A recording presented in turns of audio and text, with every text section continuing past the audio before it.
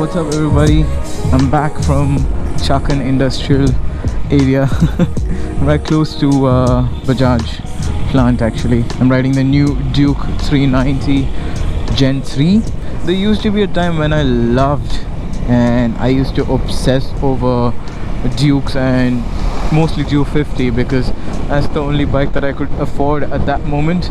But later I somehow pulled the trigger on the Himalayan and I got the Himalayan. And now I'm a fan of adventure. The story would be very different if I chose the Duke 390 right now. I might not be who I am right now. That's probably true as well. So, like I said, I used to be obsessed over KTMs. Back then, the adventure 390s weren't the thing. 390 is something that I wanted to get, but it used to be very expensive for me back then. And I never used to look at it as much as I wanted to. I've gone on rides on 250. I'll put a video if I can find it on the screen right now. So that's me right there riding the 250, and now this is me riding the Gen 3 Duke 390. It's an absolutely wonderful feeling. Now talking about the bike, now this bike is kind of very different to its predecessor, that is the Gen 2, in every way possible. Like all around the bike there's a lot of difference. Even the engine is very different, so many different design elements. The first thing that you're gonna notice when you ride it is probably the tank. Now this looks very sharp and looks like a spaceship, man. And I don't know, for some reason I think my favorite part about this bike is the TFT screen, because the TFT screen before on this was you know, somewhere lower down there behind the handlebar. Now this is mounted on the handlebar. That's a very good touch and it feels very close. The screen actually itself feels very sturdy. It's a 5-inch display. There's a lot of bezels around it, thick bezels around it. Now that's the thing. Now this TFT is one of my favorite things on this bike. It comes with the new graphics as well, and it's very visible even on a sunny day.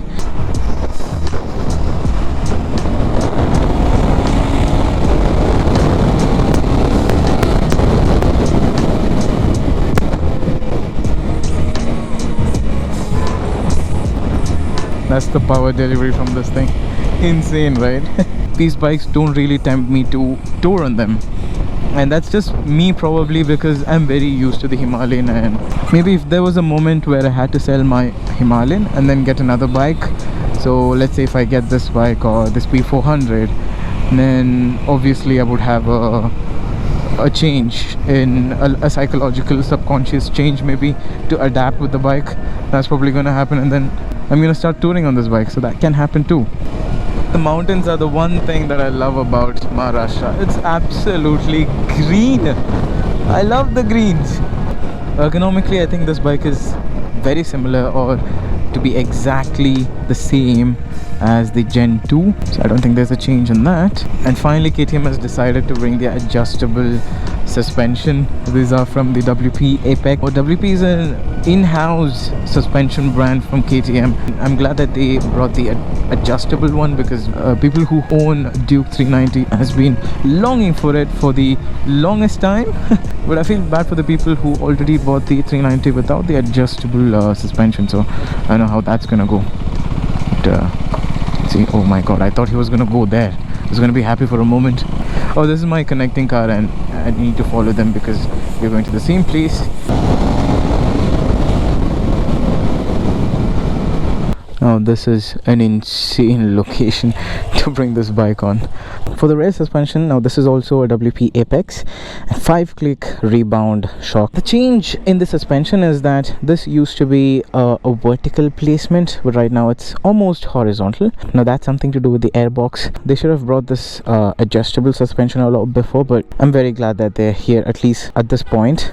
So a lot of people are going to be happy about that, and we get an entirely different tail light, which is again a very nice taillight, so I can just show you guys. Look at that. That's a very nice taillight. It reminds me of something, but I'm not gonna say it.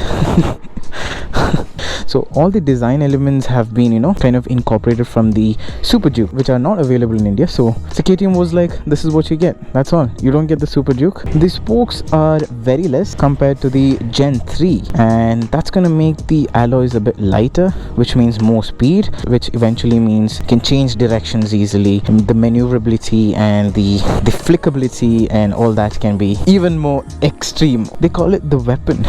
The weight to power ratio weapon is what KTM calls it, and they say they have a thing, okay, they have a quote for this as well. No bullshit. Imagine a brand advertising their bike with a cuss word. Now this produces a power of 46 at 8500 rpm, 36 newton meter of torque as well. I can call it a review, but not like a in detail review, because in the last Speed 400 video I got a lot of comments saying that there are a lot of other people who does actual reviews, this is not a review and stuff like that. I never told it's a detailed review. A review can be of anything, just your first impressions and what I feel like and everything. So that's that.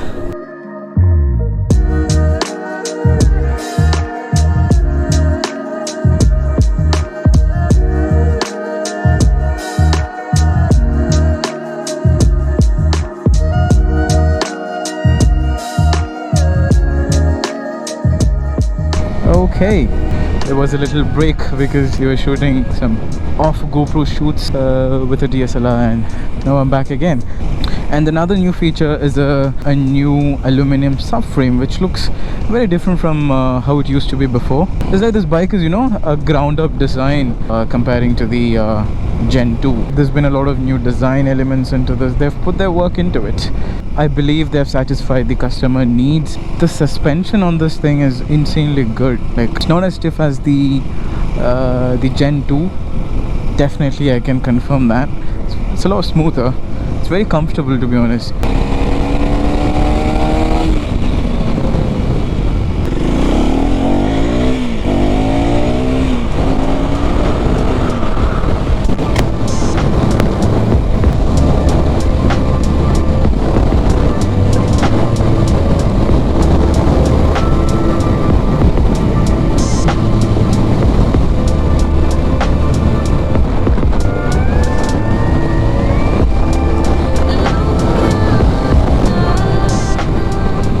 These switches feel very good. They're of very nice quality. If I'm not wrong, in the Duke 390 Gen 2, the buttons felt like, you know, you're not actually pressing it, but then the buttons are actually there. But this is not like that. This has got a feel when we you know, press the button. There's a little tap.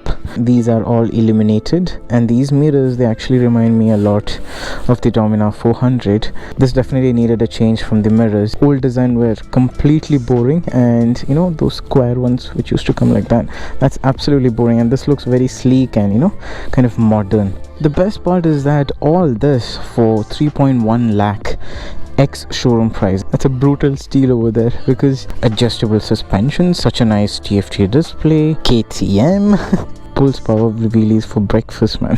I'm not really a fan of this orange color. I think I would rather prefer the blue one, because the seats are also orange in this, and that's not something that I like. If the seats were black, both the seats were black, then I think I would ship this color. But the blue is actually really nice. It's very nice, the blue.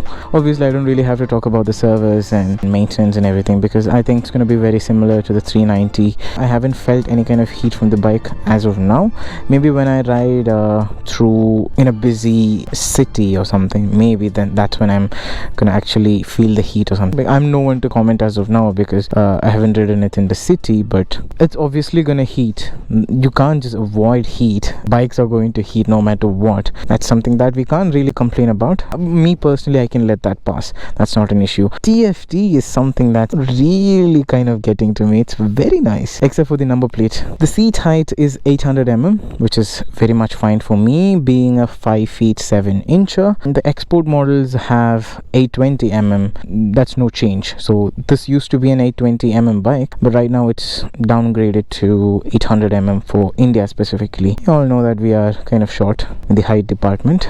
The way it looks from the front is also very nice. I'm starting to like it a lot more. Brakes are insane, very sharp, typical KTM brakes, nothing to complain about that.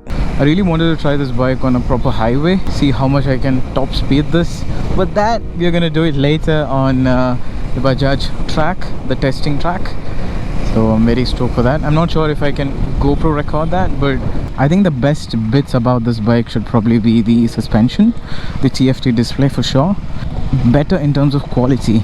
The tank is metal and there's a new swing arm, new subframe, and it looks very, very sleek as well, the new subframe. And I really like it.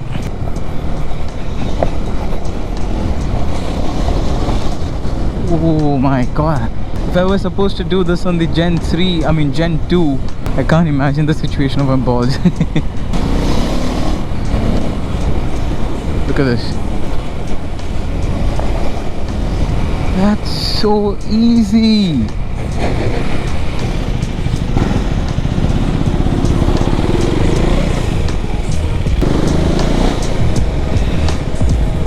You guys know the drill. Like the video, share the video, subscribe, and I'll catch you guys later. Bye bye.